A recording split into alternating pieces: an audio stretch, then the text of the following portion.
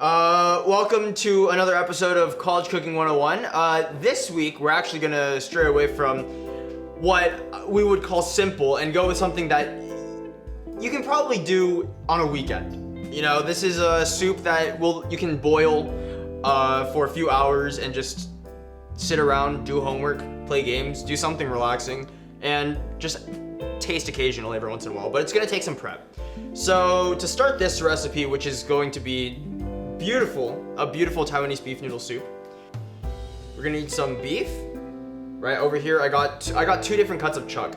One of them is just a huge roast, and the other one's already cut up into pieces. It's marbled beautifully. I'm really excited about that. You're gonna need tomato paste, basic aromatics, so onion over here, tomato as well, as you can see, right? You're also gonna need some garlic, ginger, and then just a bunch of spices. So you're gonna need some cooking wine, stuff like that. A lot of these spices that I'm showing you right now, you can probably buy from your local Asian grocery store. So for example, this cooking wine, which is Shaoxing cooking wine, this is really popular for just a lot of different use cases. The same goes for this hot bean paste. It's really good, it kind of has this nice funk to it, really tasty. For the most part, these spices, cinnamon sticks and bay leaves, you can buy at any grocery. These two you probably have to buy specifically. So this is Sichuan peppercorns. These kind of give you a numbing spicy taste. And there's star anise as well, which is just, you know, it has its own like kind of licorice kind of taste. So to start, we're gonna go ahead and defrost the meat. And for that, you can just do that in whichever way you feel fit. But because we're gonna be boiling the meat, the easiest way is probably gonna be through the microwave or through just trickling under cold water. So we're gonna do that first. Now that we've just defrosted our meat. Our meat just came out of the microwave, and it should mostly be defrosted on the inside. So what I'm gonna do now is I'm just gonna cut it into like chunks, right? So I'm just gonna like literally just mangle through it. If you can see, like there's pieces of meat like this one right here with like a lot of fat. So if you like fatty bits, then you can go ahead and keep it. I'm gonna keep it because, you know, I love fat. And I'm actually just gonna chop this guy up in half. So there's two pieces right there. Go ahead and chop up another slice of beef. Good stuff. These are a pretty good size, I'd say. Okay, I'm gonna save the rest of this because this is a lot of meat already. So I'm gonna go ahead and just throw some of these chunks into the pot. Throw a few of these nice marbled chunks in as well, just for a tiny bit of contrast, right? Okay. So the reason we let this beef boil is because right now, on the beef, there's a lot of impurities on it, right? So it's when it boils, it's gonna start to like create this kind of foam on top, and it's gonna be really nasty and yucky. Don't touch it because we're just gonna pour out all the water at the end. And that's a lot easier because we don't have to clean it right before we make the soup too. This is really perfect. The best part about, seriously, the best part about this recipe is that it's so hands-off. I can sit here and just boil this beef for 10 minutes and go do something else waiting for this to finish. There's no rush at all, and each step of the process can be done before actually making the dish, which is just really convenient for every college kid. All right, so we've let our beef boil for quite a bit now. I've actually only let it boil for around maybe 5 to 6 minutes. If you can see the scum right there on the side, that's exactly what we want to get rid of. So now that we have it and we know it's there, we're gonna go ahead and pour it out in the sink. And of course, I can do this.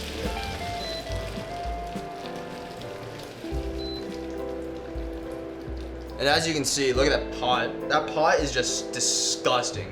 We don't want any of that in our meat, right? So we're gonna go ahead and wash that off too. All right, so as you can see, I've also gotten our boiled beef, and these look pretty clean. But just in case, we're gonna go ahead and rinse it again anyway. So we're gonna rinse these each under cold water. Okay, we're gonna rinse each of these under cold water, and just return to the pot really quickly, just for a temporary bit.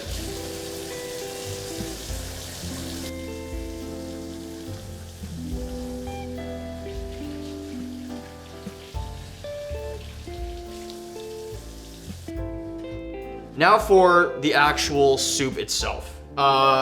This part is probably the most work-intensive portion of the whole thing. You begin with the onions. Pull the pole. Sides down, otherwise, you're gonna start crying.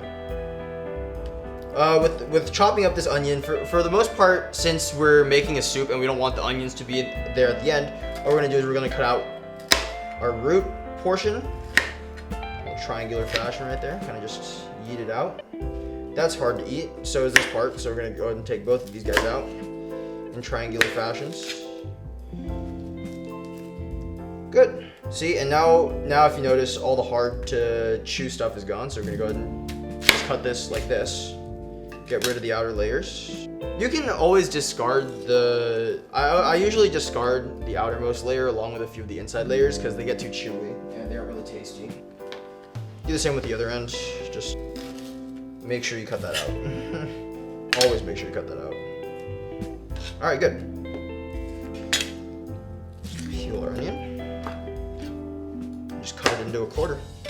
Perfect. And now that the stove is getting hot, we're gonna get some oil in there just so it's ready in the case that we put them in. Smash up some garlic cloves and make them launch everywhere.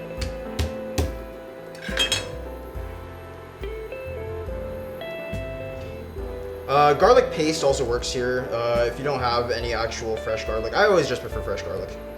I'm weird. For the most part, we're gonna keep the garlic in here. Sometimes I like to strain my soup. Other times, if it's like for just my friends, or if it's not really for any fancy occasion, usually I just leave the onions in there. I leave the garlic in there. So I like to cut it up quite small.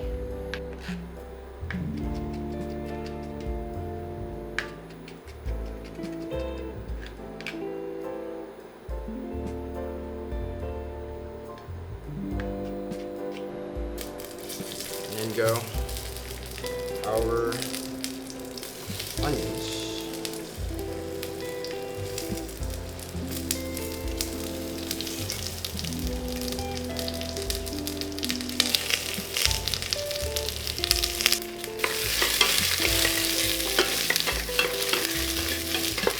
And just let that kind of cook a little bit. Same thing with the ginger, that also happens with the garlic. The ginger usually is the hardest to burn. A lot of people like to cook it first. I personally don't like a lot of ginger in my soup, so I don't put a lot. I don't cook it first. It's pretty simple. Like this is probably enough for the soup. I'm probably just gonna take out most of the parts of the skin.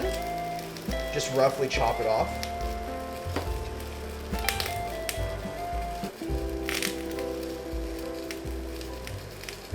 Yeah, I'm strangely not that much of a fan of ginger. I feel like some people really fuck with it. I'm not one of those people.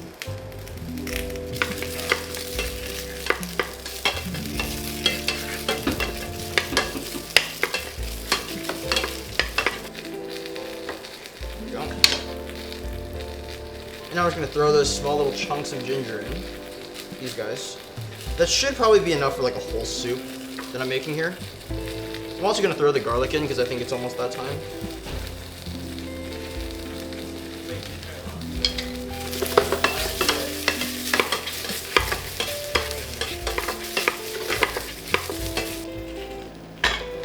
Right here. So I'm gonna go ahead and cut up just 2 of these, cut off the root, rinse.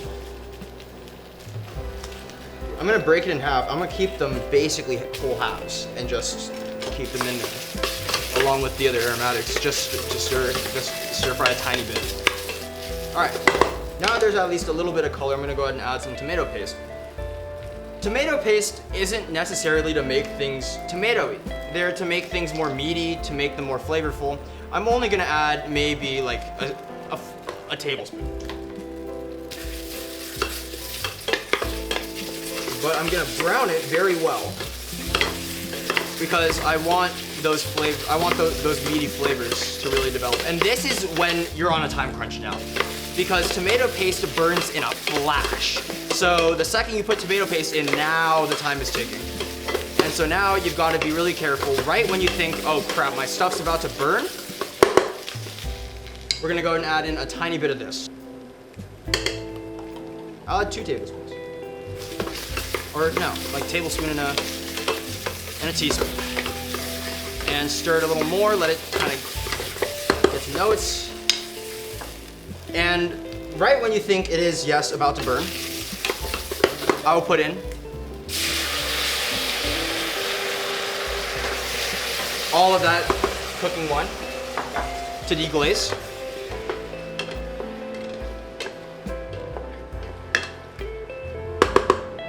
Put in some soy sauce.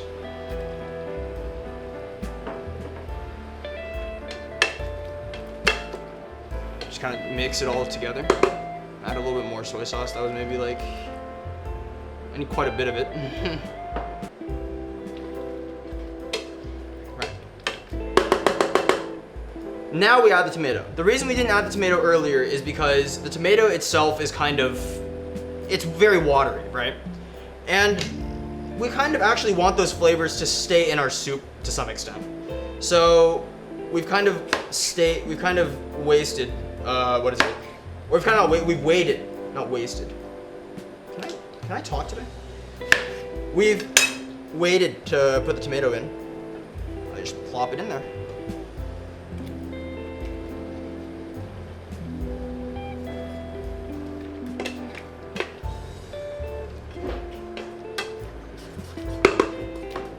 Okay, and now what I'll do is I'll probably add my 8 cups of boiling water. It's really interesting because this beef soup is really different than the rest in the way that we're actually creating the stock. Because the stock itself doesn't actually come from bones. It comes from the beef that we've just boiled off and we've just cleaned. For 3 hours, we're gonna let that kind of sit and simmer, and that's exactly how our soup is gonna be made. Okay, and water's just spilling everywhere. All right. That looks like 8 cups. Just plop these guys back in there.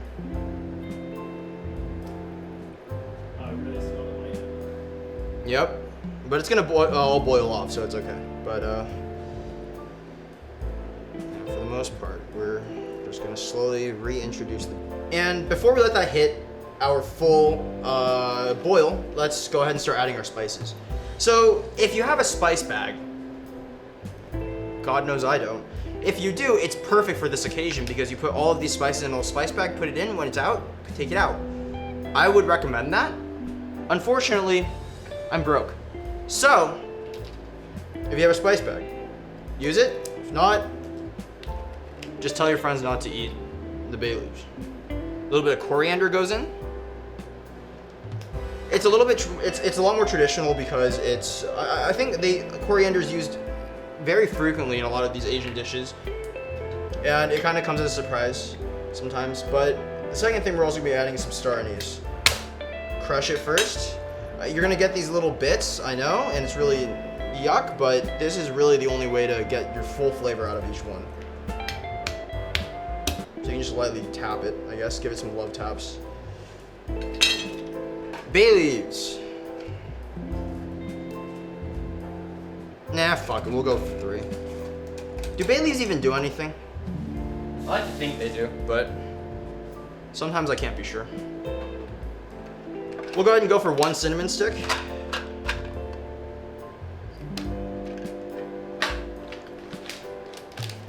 And some red peppercorns. Maybe a few. Okay. I'm gonna go ahead and let that come up to 10.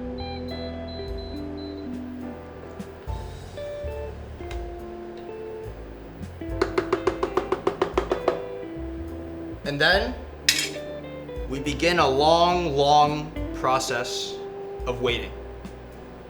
You're probably gonna have to wait around 2.5 to 3 hours exactly, maybe a little bit more, in order to get the most meaty flavors to develop out of this pot. But for the most part, let it boil, let it simmer, taste it every once in a while. When it comes down to your liking, you can pull it off the heat. All right, so we've waited the 3.5 to 4 hours. I just spit everywhere. The 4 hours, it's been 4, I've just gotten confirmation, it's 4 hours. We lost track of time, we had a lot of homework. and other stuff to look at. But looking, SpaceX. I said the 10, by the way. I said 10 was the Starship. but holy crap! You see, if you can see all that spicy oil from the bean sauce is kind of just, or the bean paste has kind of just gotten into the soup. And on top of that, you see there's a lot of veggies in here. These kind of veggies, like the onions and stuff, that we're gonna try to discard and try to forget about. So if you do see like a stray green onion, just kind of take it out, move it away. But for the most part, what you want to do is you kind of want to sneak a taste. Actually needs a little bit more salt. A little bit more soy sauce, I'd say. Just a tiny bit. And then some pepper.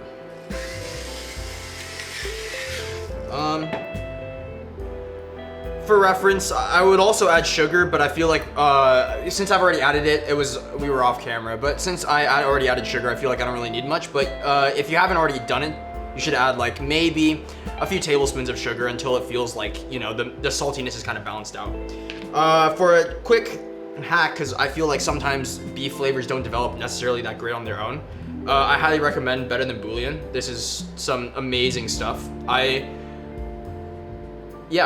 used the chicken, I've used the beef, I've used the lobster. All of them are amazing. So we're gonna go ahead and just take like a tiny teaspoon of it and just kind of mix it in there.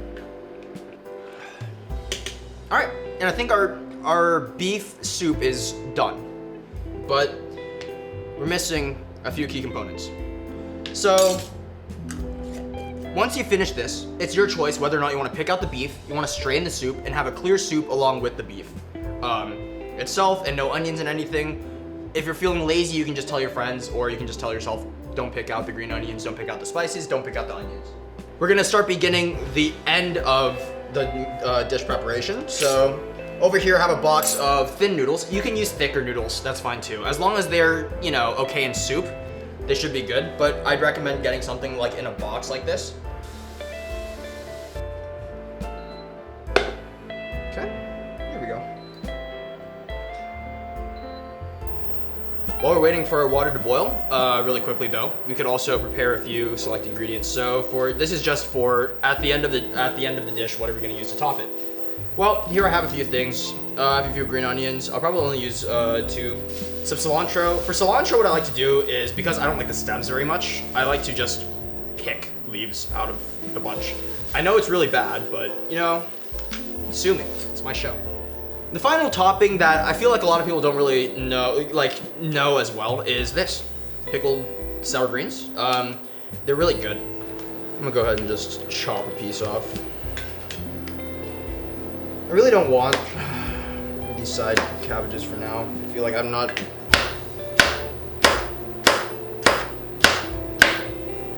There you go.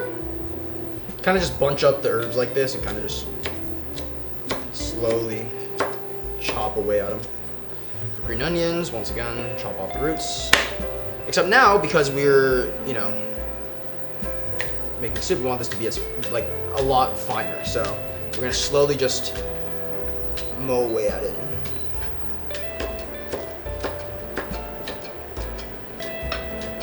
I think that's good enough. It's time for our noodles.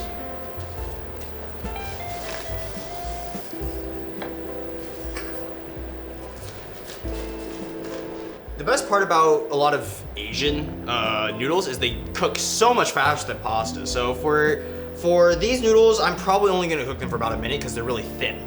And I don't really want them to absorb too much water.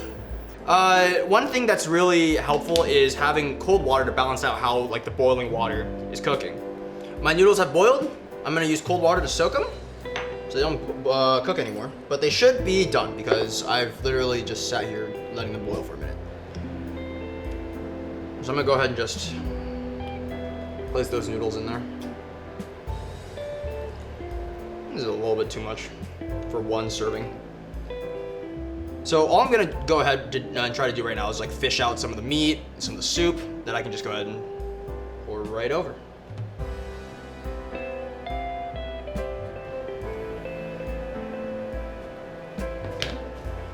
Go ahead and sprinkle some, I like to sprinkle some green onions over the top, right? top. And there you go. There's a beautiful beef noodle soup. Unfortunately, we don't have bok choy, but if we did, it would be even more beef.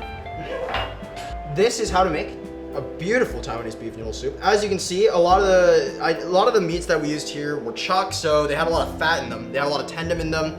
It makes it overall, I think, a lot more pleasant to eat. I've heard people use like a lot of different cuts of beef for this. I would only recommend chuck, just because of how, you know, the fat is marbled throughout it, how it comes out, and how tender it comes out. Whenever you have time on a weekend, Saturday, Sunday, make this. Even if you're only having a few friends over, or if it's just something really small and you want to like impress your friends with a new dish that you can make. I guarantee you this dish will blow minds because of how much flavor there is and how much complexity there is through the use of spices, through the use of really good beef. It can't be beat, dude. Can't be beat. So, until next time, Taiwanese beef noodle soup.